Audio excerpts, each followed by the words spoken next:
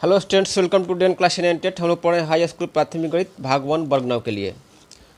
अभी हम लोग पढ़े बहुपद में प्रश्नावली 2D को सॉल्व कर रहे हैं।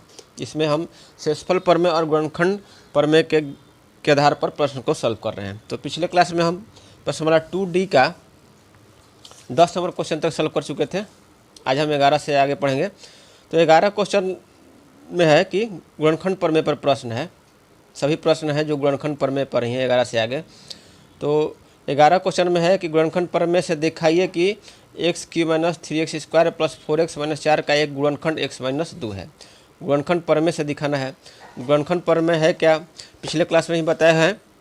तो गुणनखंड प्रमेय क्या है, यदि px का एक गुणनखंड x माइनस a हो तो pa बराबर 0 होगा। यानी कि px यदि x माइनस a से पूरी तरह विभाजित हो, विभाजित कब होगा, जब pa बराबर 0 होगा। pa प्राप्त कहाँ से होगा, इस गुणनखंड x माइनस a का शून्यक जो होगा a होगा। तो शून्यक का मान यदि px में रखेंगे, x के जगह पर a रखेंगे, तो अगर वो 0 हो जाएगा तो x माइनस a उस बहुपद का गुणनखंड होगा, अन्यथा यदि 0 नहीं होगा तो नहीं होगा। तो गुणनखंड प्रमेय और शेषफल प्रमेय दोनों को रिलेट करके देखते हैं। तो शेषफल प्रमेय क्या है कि भाजक के शून्यक का मान, ये मान लीजिए भाजक हो गया x माइनस a, इसका शून्यक क्या होगा, a होगा। तो शून्यक का मान बहुपद में चर की जगह पर रखने पर, बहुपद में चर की जगह पर रखेंगे तो pa हो जाएगा। चर की जगह रखने पर प्राप्त मान ही शेषफल होगा।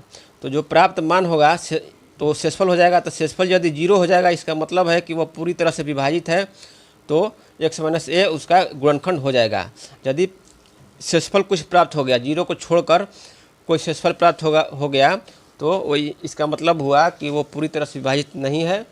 तो इस तरह से वो x माइनस a उसका गुणनखंड नहीं होगा। यदि x माइनस a है तो मान लीजिए 2x प्लस 5 है, तो इसको पहले जो है हम x माइनस a के फॉर्म में लाएंगे। यानी कि 2x प्लस 5 है तो इसको लिखेंगे 2x प्लस 5 बराबर 0, यानी कि x बराबर हो जाएगा -5/2। तो इसको लिख सकते हैं x माइनस 5/2, x माइनस 5/2, ठीक है, 2x प्लस 5 को। तो यहाँ पर x माइनस a के फॉर्म में आ गया। तो इस तरह से x माइनस a के फॉर्म में पहले ले आएंगे और उस बहुपद का शून्यक निकालेंगे। इसके बाद उस शून्यक को चर के जगह पर रखेंगे। इसके बाद हमारा जो है, अगर वो pa बराबर 0 हो जाएगा तो गुणनखंड होगा, अन्यथा नहीं होगा।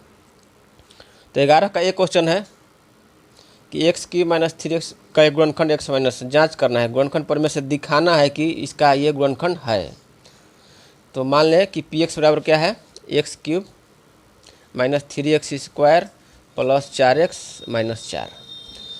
तो x माइनस 2 बराबर 0 से x माइनस 2 है। गुणनखंड प्रमेय आपका यही है ना, यदि px का एक गुणनखंड x माइनस a हो तो pa बराबर 0 होना चाहिए। तो x माइनस 2 बराबर 0 से x बराबर 2, अर्थात x माइनस 2 का जो शून्यक क्या है, 2 है। तो अब लिखेंगे 2 आ गया तो p2 बराबर निकालेंगे। p2 बराबर यदि 0 हो जाएगा तो x माइनस 2 है जो, इसका एक गुणनखंड हो जाएगा, अन्यथा नहीं होगा। तो p2 बराबर कितना हो जाएगा, 2 का क्यूब माइनस 3 गुना 2 का स्क्वायर प्लस 4 गुना 2 माइनस 4। तो ये बराबर हो जाएगा 8 माइनस 3 गुना 2 दूनी के 4 प्लस 8 माइनस 4।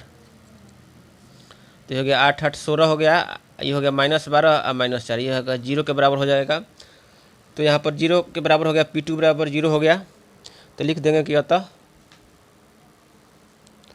x प्लस 2 जो है, x plus 2 x cube minus 3x square plus 4x minus 4 का एक गुणनखंड है,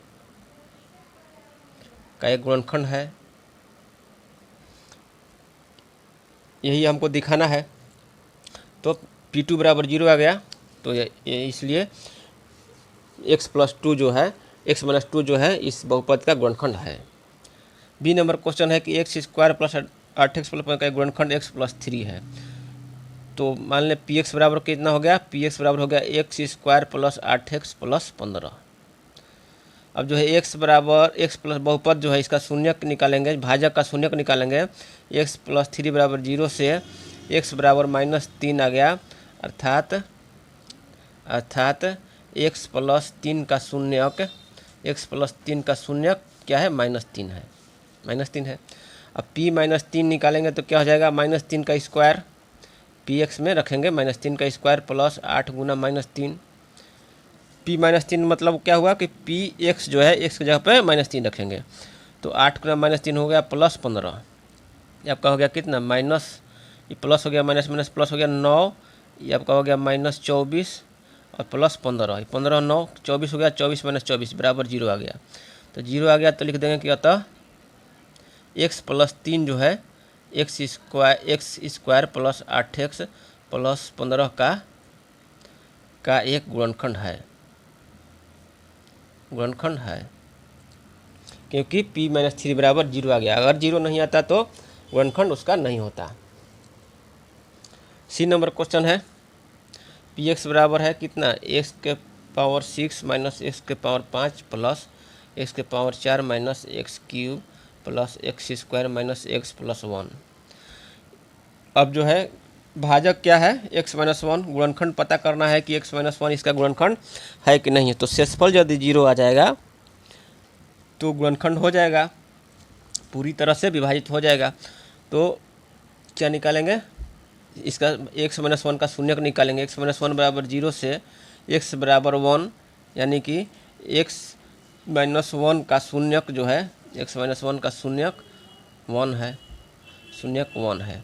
तो p1 बराबर निकालेंगे तो p1 बराबर हो जाएगा 1 के पावर 6 माइनस 1 के पावर 5 प्लस 1 के पावर 4 माइनस 1 के पावर क्यूब प्लस 1 का स्क्वायर माइनस 1 प्लस 1। ये अब क्या हो गया, 1 - 1 प्लस 1 - 1 प्लस 1 - 1 प्लस 1। तो यहाँ पर देखिए प्लस वाला कै गो है, 1 2 3 4 गो है, माइनस वाला 1 2 3, माइनस वाला के -1 1 2 3। यहाँ पर फिर से मिला लेते हैं, 1 - 1 प्लस 1 - 1 प्लस 1 -1 प्लस 1। तो यहाँ पर जो p1 बराबर 0 नहीं हो रहा है आपका, क्योंकि 1 2 3 4 4 माइनस 1 2 3 4 - 3, तो p1 हो जा रहा है। तो यहाँ पर p1 जो है not equal to 0, not equal to 0 है, तो लिख देंगे कि अतः x - 1 x के पावर 6 जो भी बहुपद है, x के पावर 6 माइनस x के पावर 5 प्लस x के power 4 minus x cube plus x square minus x plus 1 का गुणनखंड नहीं है। यहाँ लिख देंगे गुणनखंड नहीं है, क्योंकि p1 नॉट इक्वल टू 0 है। डी नंबर क्वेश्चन देखते हैं। डी नंबर क्वेश्चन है, पी एक्स बराबर आपका दिया हुआ है x - a है, तो x - a बराबर 0 से x बराबर a हो गया, अर्थात x - a का शून्यक a है। अब पी ए बराबर निकालेंगे, पी ए बराबर तो हो जाएगा a square minus a into A, ये भी हो जाएगा a square minus B A plus A B, बस हो गया। तो यहाँ पर देखिए a स्क्वायर कट गया a स्क्वायर से, और बी ए और ए बी चाहे ये दोनों कट गया, तो पी ए बराबर 0 हो गया है। तो पी ए बराबर यदि 0 हो गया तो लिख देंगे अतः x - a X square minus A X minus B X plus A B का गुणनखंड है। यही जांच करना है कि गुणनखंड है कि नहीं, दिखाना है कि गुणनखंड है। ई नंबर क्वेश्चन है, क्यूटी बराबर किसका है, 2t + 1 का गुणज है। गुणज या यहाँ पर देखिए x - a से विभाज है, तो यहाँ पर लिख देंगे x - a इतना से विभाज है, यहाँ पर लिखेंगे, ठीक है। विभाज है चाहे गुणज है चाहे गुणनखंड है, सब एक ही होता है। तो यहाँ पर लिखेंगे 2t + 1 बराबर 0 से t बराबर क्या आ गया -1/2, अर्थात 2t + 1 का शून्यक जो है, शून्यक है -1/2 है। अब जो है p - 1/q है, q - 1/2 रख के देखते हैं, तो 4 गुना में -1/2 का क्यूब प्लस 4 गुना में -1/2 का स्क्वायर माइनस -1/2 -1। तो आपका ये हो गया 4 गुना -1/8 हो गया, प्लस 4 गुना में 1/4 हो गया, माइनस माइनस से भी प्लस हो गया 1/2 और -1। ये आपका हो गया -1/2, तो ये -1/2 और +1/2 कट गया। ये 4 गुना 4 1 हो गया, 1 - 1 कितना हो गया, 0 के बराबर हो जाएगा। तो लिख देंगे कि अतः 2t + 1 जो है QT का गुणज है, तो इस तरह से 11 नंबर क्वेश्चन हो गया।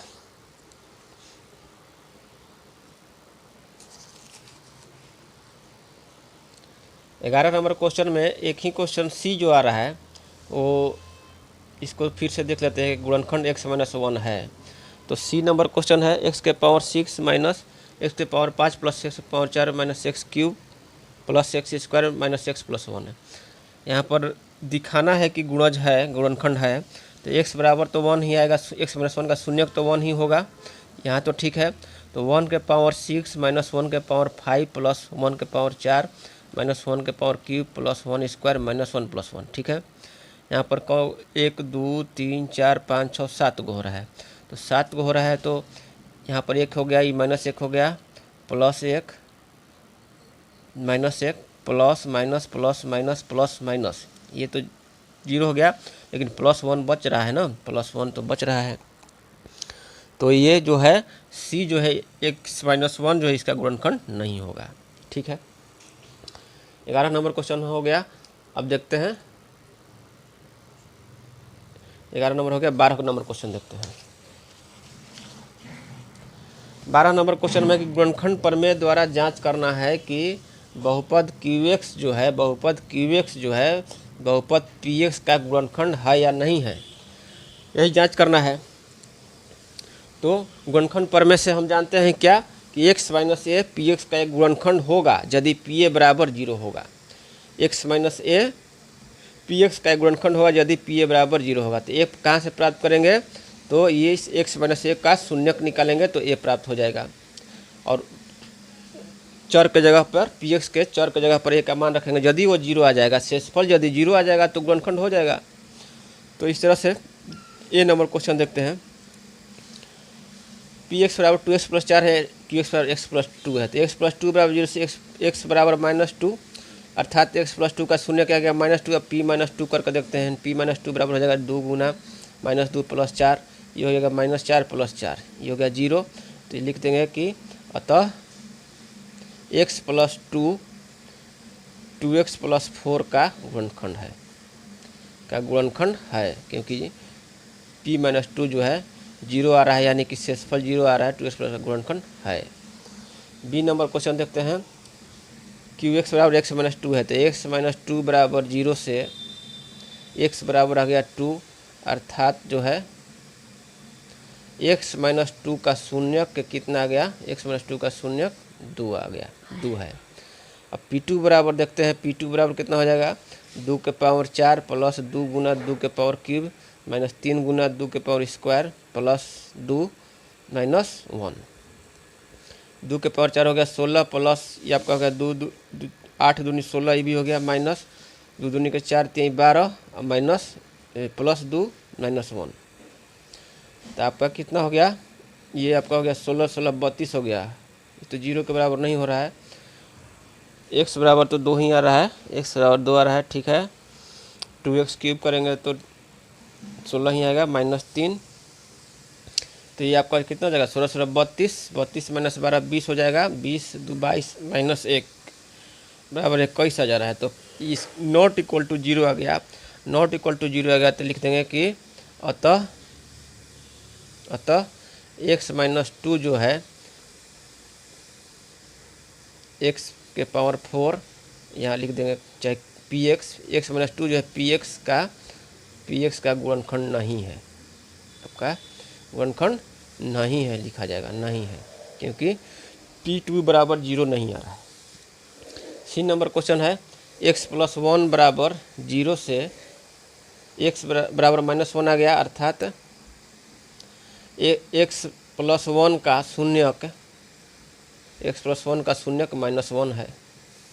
तो p माइनस वन निकालेंगे तो क्या हो जाएगा, 2 गुना -1 का क्यूब प्लस 4 गुना -1 प्लस 6, ये आपका हो गया -2 हो गया, ये हो गया 4 गुना -1 -2 -4 प्लस 6, तो ये आपका 0 आ गया, प्लस 6 -4 0 आ गया, तो 0 आ जाएगा। तो लिख देंगे कि अतः QX जो है PX का गुणनखंड है, PX का गुणनखंड है, सी नंबर हो गया। डी नंबर क्वेश्चन देखते हैं। डी नंबर क्वेश्चन है x + 5 बराबर 0 से x बराबर आ गया -5, अर्थात x + 5 का शून्यक -5 है। p -5 बराबर कितना हो जाएगा, -5 का क्यूब प्लस -5 का स्क्वायर प्लस 3 गुना -5 प्लस 175 है, 175 है। यहाँ पर हो जाएगा -5 का क्यूब -50 25 -125 प्लस हो जाएगा, ये 25 हो जाएगा, ये जगह माइनस हो जाएगा, -15 प्लस 175, प्लस प्लस वाला जोड़ेंगे तो कितना हो जाएगा, 175 और 25 200 हो जाएगा, और ये माइनस हो जाएगा, ये 200 हो जाएगा, ये -125 और 15 -140 हो गया, तो यहाँ पे 60 आ जाएगा। तो 60 नॉट इक्वल टू 0 के बराबर नहीं है, तो लिख देंगे कि अतः QX जो है PX का गुणनखंड नहीं है, PX का गुणनखंड नहीं है, यही जांच करना है, गुणनखंड नहीं है। 12 का ई नंबर क्वेश्चन है। 2x -1 बराबर 0 से x बराबर कितना आ जाएगा, 1/2 आ जाएगा, अर्थात 2x - 1 का शून्यक 1/2 है। तो p 1/2 बराबर 0 यदि हो जाएगा तो QX जो है PX का गुणनखंड हो जाएगा, अन्यथा नहीं होगा तो नहीं होगा। तो 6 गुना में 1/2 का क्यूब, 6 गुना 1/2 का क्यूब माइनस 1/2 का स्क्वायर माइनस 5 गुना 1/2 प्लस 2 का हो जाएगा, 6/8 हो जाएगा, -1/4 माइनस 5/2 प्लस 2 क्या हो जाएगा, कितना 3/4, 3/4 माइनस इसमें ले लेते हैं एलसीएम ले लेते हैं, 4 एलसीएम ले लेते हैं, तो आपका हो जाएगा 3 -1 माइनस 2 दूनी 4 -10 हो गया प्लस 2, तो कितना आ गया -11 प्लस 5 -6/4,